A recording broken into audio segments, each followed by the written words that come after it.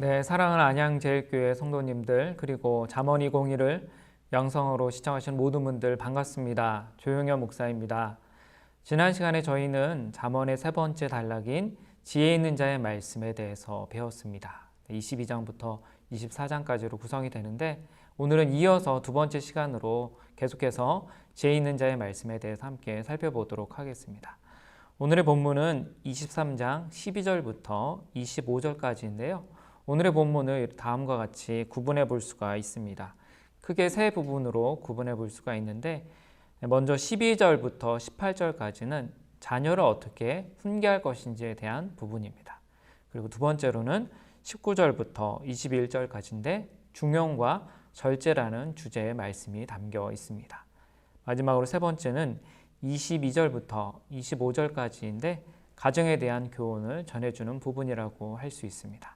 그러면 먼저 12절 훈계에 대한 말씀 함께 살펴보도록 하겠습니다. 훈계에 착심하며 지식의 말씀에 귀를 기울이라. 아멘.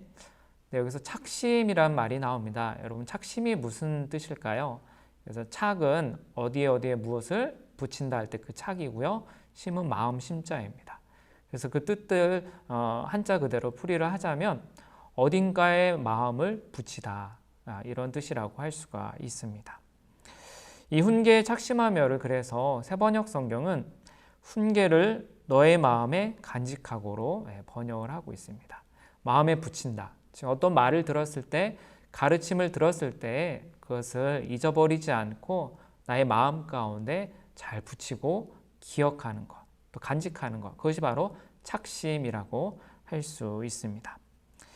네, 일전에 말씀드렸듯이 잠언에서 마음이라는 것은 어떤 감정적인 그런 부분만 감당할 뿐만 아니라 어떤 이성적인 부분도 감당을 하고 우리의 의지적인 부분까지도 감당하는 그런 기관이라고 배웠습니다.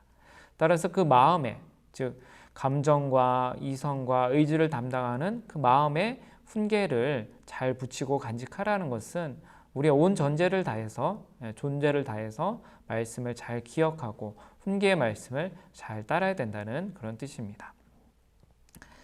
자, 이어서 두 번째 보시면 후반절에 지식의 말씀에 귀를 기울이라 라고 되어 있습니다. 이렇게 지식의 말씀에 귀를 기울이라 혹은 내가 하는 어떤 가르침에 귀를 기울이라 하는 이런 표현들이 나오면 새로운 주제가 시작이 되는구나 라는 것을 우리가 알 수가 있습니다. 그럼 이어서 13절 말씀을 또 함께 읽도록 하겠습니다. 아이를 훈계하지 아니하려고 하지 말라. 채찍으로 그를 때릴지라도 그가 죽지 아니하리라. 네, 또 14절도 읽겠습니다. 내가 그를 채찍으로 때리면 그의 영혼을 수월에서 구원하리라. 아멘. 네, 훈계 말씀을 전하는 데 있어서 특별히 여기에서는 채찍을 예를 들어서 설명을 하고 있습니다. 채찍이라고 하면 우리가 보통 어떤 말을 이끌기 위해서 때리는 그런 가죽으로 된 끈을 가리키는 것을 우리가 채찍이라고 부르는데요. 그래서 채찍은 조금 더 정확하게 번역을 하자면 막대기입니다. 혹은 앞서 나왔던 그런 육체적인 체벌을 강조하는 매라고도 할 수가 있습니다. 채찍이든 막대기든 중요한 것은 그냥 어떤 사람을 혹은 어떤 아이를 그저 폭력으로 다스리기 위한 것이 아니라 잘못된 일을 했을 때 올바른 길로 갈 수 있도록 주의르고 또 타이르기 위해서 우리가 사용하는 그런 수단, 도구라고 할 수가 있습니다. 앞서 22장 15절을 보시면 이런 말씀이 있었습니다. 아이의 마음에는 미련한 것이 얽혔으나 징계하는 채찍이 이를 멀리 쫓아내리라. 네, 아이의 마음 가운데 미련한 것이 있을 때 그것을 어떻게 쫓아낼 수가 있느냐? 채찍이나 혹은 매를 통해서 그렇게 할 수가 있다는 것입니다. 자, 그래서 여기서 보면 아이를 훈계하지 아니하려고 하지 말라. 즉 아이를 훈계하라는 그런 강조의 말씀이죠. 채찍으로 그를 때릴지라도 그가 죽지 아니하리라. 채찍으로, 막대기로 아이를 훈계한다 해서 그가 죽지 않는다는 것입니다. 그러면서 당부하는 말씀이 14절에 나와 있는 것처럼 내가 그를, 즉 내가 부모로서 아이를 채찍으로 때리면, 다스리면 그의 영혼을, 즉 그의 생명을 스올에서, 사망에서, 죽음에서 건져낼 것이라고, 구원할 것이라고 말씀을 하고 있습니다. 네, 아이가 잘못된 길로 가는데 그것을 방관하고 방임을 한다면 그 아이는 결국 잘못된 길로 가게 되면서 멸망의 길로 갈 수밖에 없다는 것을 이 말씀을 통해서 우리는 알 수가 있는 것이죠.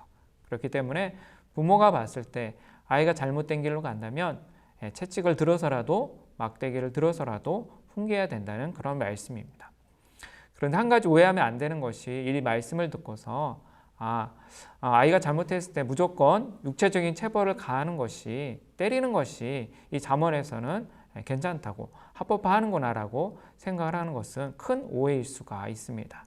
여기선 한 가지 예로 그런 육체적인 체벌을 든 것이지 무조건 아이를 때리는 것이 능사가 아니라는 것을 이 말씀을 통해서 우리는 반드시 기억해야 될 것입니다. 중요한 것은 아이가 잘못된 길로 갈 때 그 아이를 잘 올바른 길로 인도하기 위해서 훈계를 해야 되고, 때로는 어떤 말로써 훈계하는 것이 아이가 듣지 않는다면 때로는 채찍이나 막대기를 들어서라도 아이가 올바른 길로 갈 수 있도록, 하나님께서 기뻐하시는 삶을 살 수 있도록 권고하고 또 지도해야 된다는 그런 뜻입니다. 네, 이어서 15절과 16절의 말씀 또한 읽도록 하겠습니다.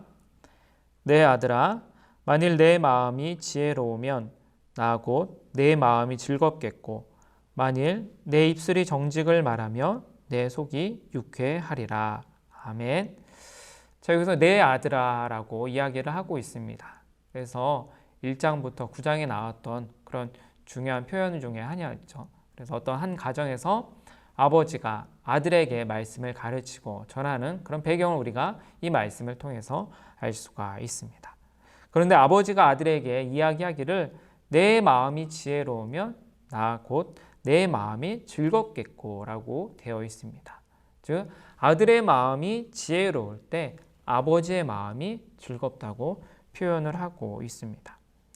즉 부모님이 자녀를 통해서 얻는 기쁨이 어떤 것이 있겠습니까? 물론 자녀가 공부를 잘하고 또 좋은 학교에 가고 좋은 직장에 취직하고 또 돈을 많이 버는 건 역시 부모의 기쁨을 가져다 줄 수 있습니다. 그러나 진정한 기쁨, 진정한 자녀를 통해서 얻는 진정한 즐거움은 자녀가 하나님의 말씀에 따라서 지혜롭게 살 때 가능하다는 것입니다. 그래서 그 마음이 지혜로울 때 부모의 마음도 즐겁게 된다고 기록하고 있습니다. 자, 그러면서 16절을 보시면 내 입술이 정직을 말하면, 즉 아들이 또 나의 딸이 나의 자녀가 정직, 올바른 것을 말하면 내 속이, 부모의 마음이 유쾌하리라 라고 되어 있습니다. 여기서 이제 속이라고 번역이 되었는데 이 속이라는 것은 히브리어로 보자면 신장, 콩팥을 가리키는 단어입니다. 네, 신장, 콩팥, 우리가 생각했을 때는 우리의 어떤 그 대변이라든지 소변을 관장하는 신체 기관이라고 생각을 하기가 쉬운데, 예전에 이스라엘 사람들은 이 신장, 콩팥이 사람의 감정을 주관하는, 다스리는 기관이라고 생각을 했습니다. 따라서 여기서 내 속이 유쾌하리라고 했을 때는 나의 속 깊이 있는 이 신장과 콩팥에서부터 기쁨과 즐거움을 느끼게 될 것이라는 강조의 표현입니다. 따라서 자녀의 입술이, 자녀가 즉 정직한 것을 말하게 된다면 부모가 그냥 기뻐하는 것이 아니라 그 깊은 속부터 굉장히 기뻐하고 유쾌하게 된다는 것을 말씀하고 있습니다. 그렇기 때문에 이 아버지가 아들에게, 자녀에게 정직을 말하라고 권고하고 있고 지혜롭게 될 것을 권면하고 있습니다. 이어서 17절과 18절의 말씀도 함께 보도록 하겠습니다.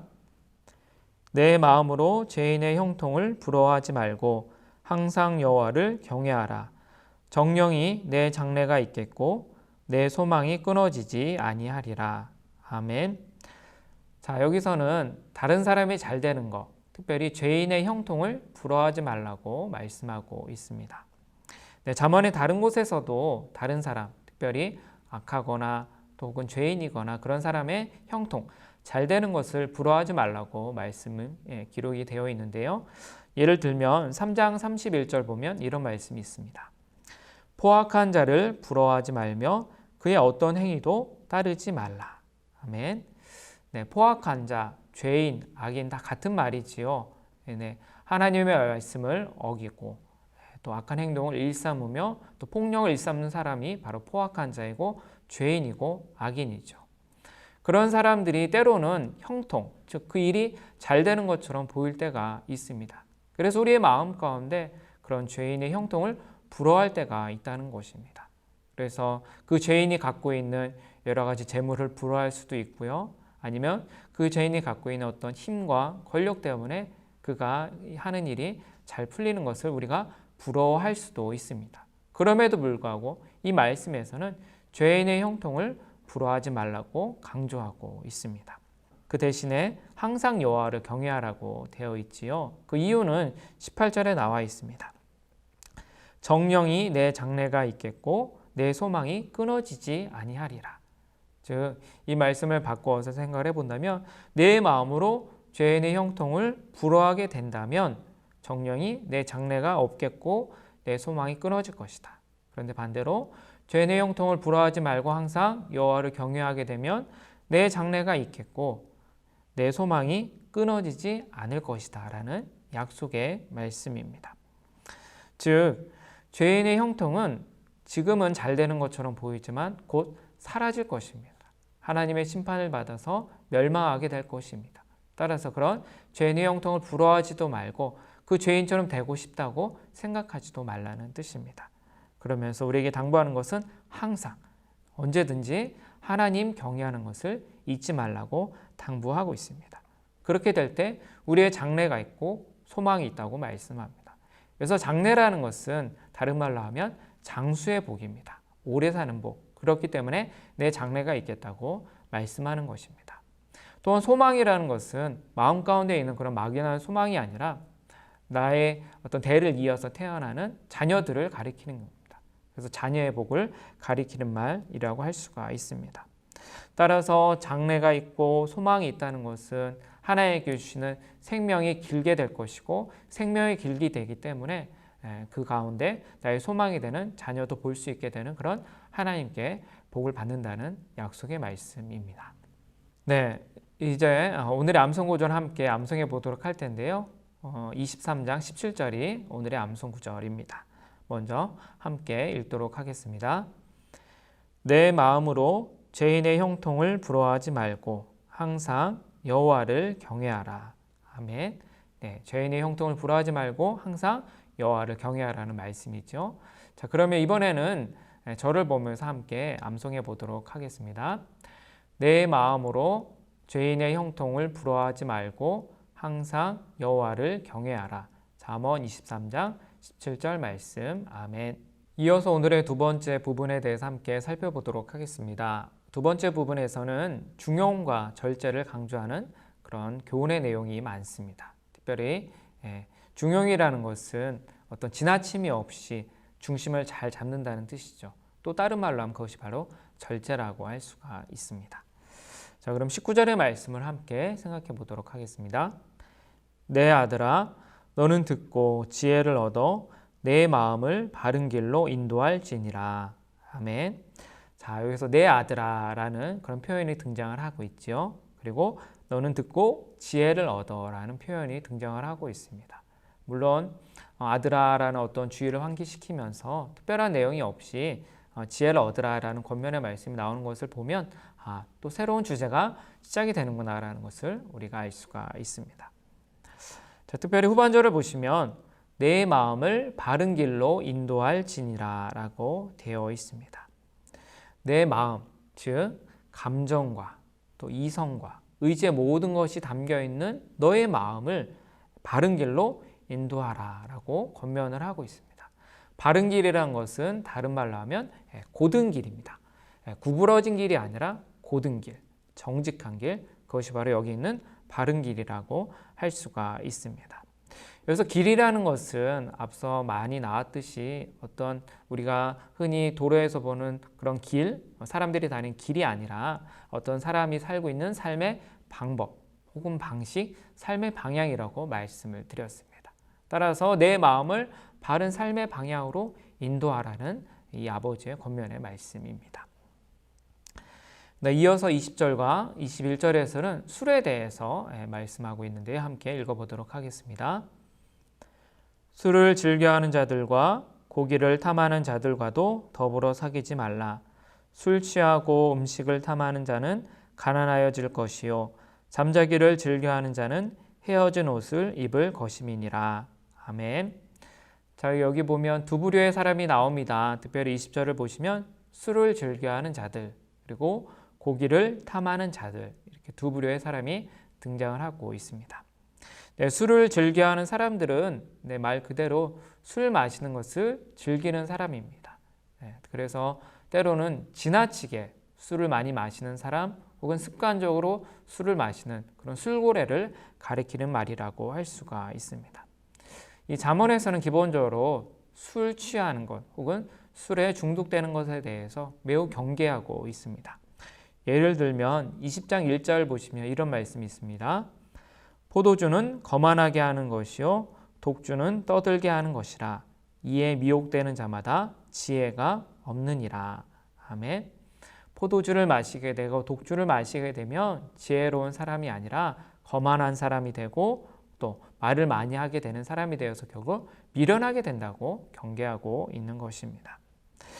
그리고 20절 후반절을 보시면 고기를 탐하는 자들이 나옵니다. 고기를 탐한다는 것은 음식을 아주 이렇게 많이 먹으려고 탐욕스럽게 먹으려 하는 사람을 가리키는 말입니다.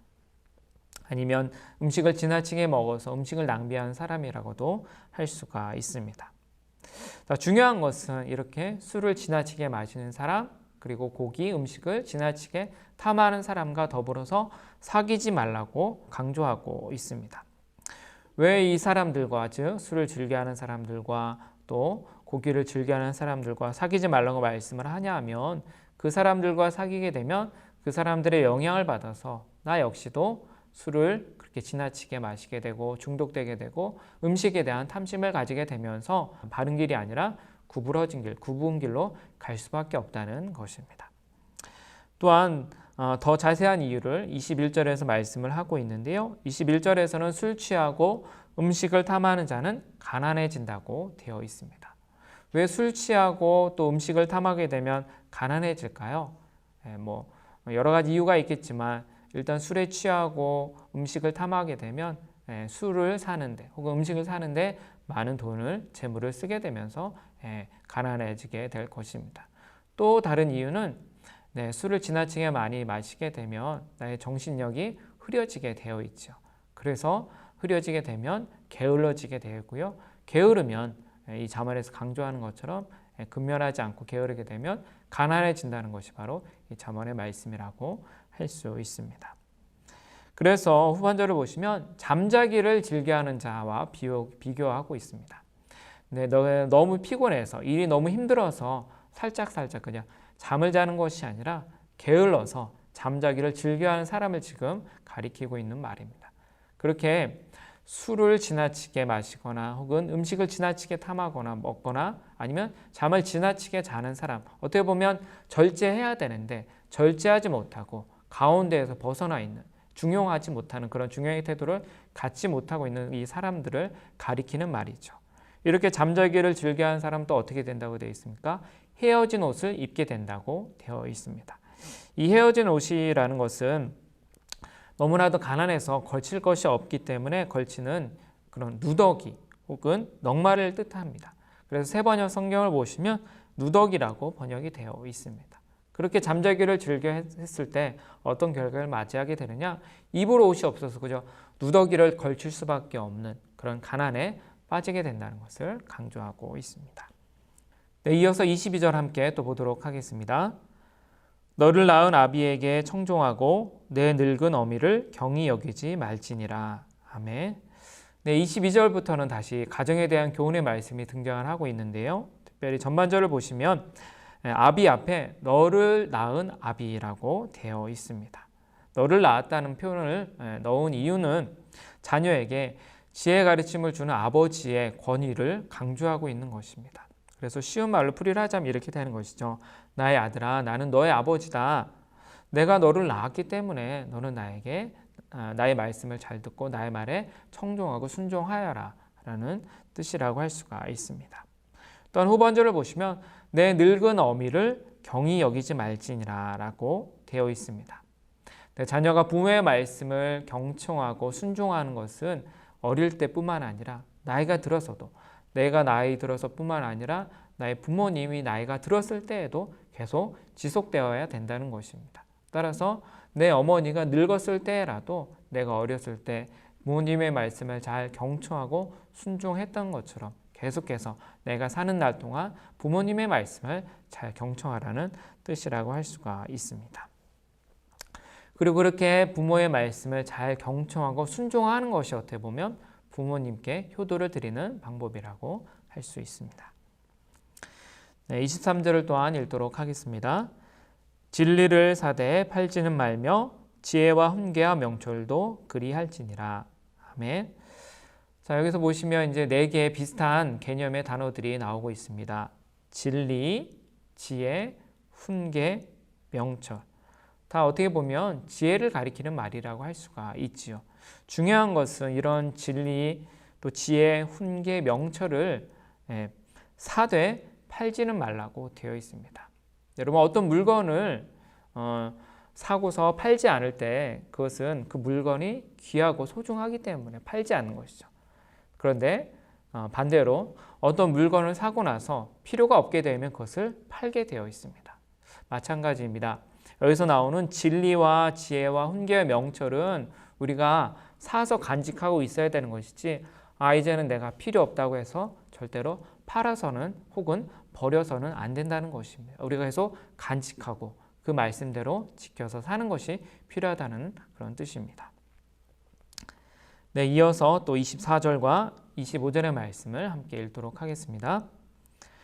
의인의 아비는 크게 즐거울 것이요 지혜로운 자식을 낳은 자는 그로 말미암아 즐거울 것이니라. 내 부모를 즐겁게 하며 너를 낳은 어미를 기쁘게 하라. 아멘.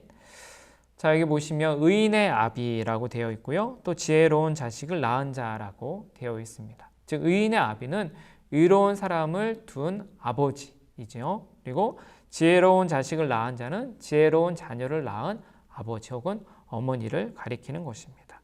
이 아버지와 어머니가 어떨 때 크게 즐겁고 또 즐거울 것이라고 이야기를 하고 있습니까? 그것은 자녀가 의인이 되었을 때, 또 지혜로운 자가 되었을 때 그렇다는 것입니다. 하나님의 말씀에 따라서 의로운 삶을 살게 되고 또 부모님의 말씀을 따라서 지혜의 말씀을 잘 듣고 그 지혜의 말씀에 따라서 지혜롭게 살 때, 자녀가 그렇게 살 때 부모의 기쁨이 넘치고 즐겁게 될 것이라는 것을 강조하고 있습니다. 그래서 25절에 내 부모를 즐겁게 하며 너를 낳은 어미를 기쁘게 하라 라고 권면을 하고 있습니다. 부모님을 기쁘게 해야 되는 거, 또 어머니를 기쁘게 해야 되는 거, 우리가 잘 알고 있는 것들이 있죠. 효도를 해야 되는데 어떻게 하면 우리가 부모를 기쁘게 하고 또 즐겁게 할 수가 있겠습니까? 이 말씀에 나와 있는 것처럼 내가 의로운 삶을 살게 될 때, 지혜로운 삶을 살게 될 때 나의 부모님이 기뻐하신다는 뜻입니다. 이것을 또한 영적으로 해석을 하자면 우리 영적 부모님이신 하나님을 우리가 어떻게 기쁘게 할 수가 있겠습니까?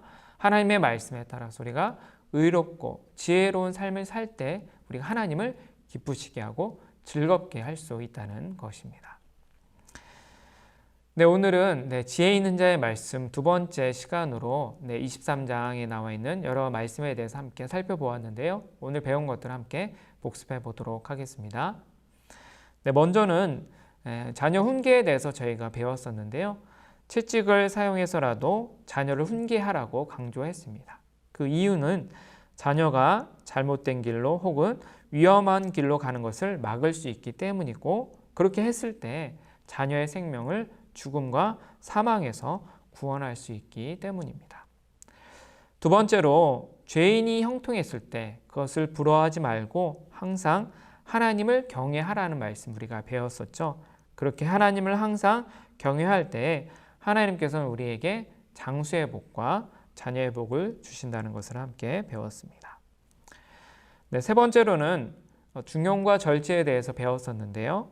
술 취하고 음식을 탐하는 자들과 사귀지 말라고 말씀했습니다. 그 이유는 술에 취하고 음식을 탐하는 사람들의 길이 구부러진 길이기 때문입니다. 또한 그들은 결국 게을러져서 가난해지기 때문에 그들과 사귀지 말라고 했습니다. 네, 마지막으로는 부모님을 즐겁고 기쁘게 하는 길이 무엇인지에 대해서 저희가 배웠었는데요. 그것은 부모님께서 주시는 지혜와 훈계의 말씀에 잘 청종을 하고 또 의롭고 지혜로운 사람이 되는 것이라고 배웠고요. 이것을 영적으로 해석한다면 우리 영적 부모님인 하나님을 즐겁게 하는 길은 우리가 지혜롭고 의로운 삶을 살 때 그렇게 된다고 함께 살펴보았습니다. 네, 오늘 이 시간에도 수고 많으셨고요. 그럼 함께 기도하면서 강의를 마치도록 하겠습니다. 사랑의 하나님, 죄인의 형통을 부러워하지 않도록 하시고 항상 하나님만을 경외하게 하소서. 지혜와 훈계의 말씀에 순종하는 의롭고 지혜로운 자녀가 되어 하나님 아버지를 기쁘시게 하도록 하옵소서. 자녀를 부지런히 훈계하여 그의 생명을 죽음에서 건지게 하소서. 예수 그리스도의 이름으로 기도드립니다. 아멘.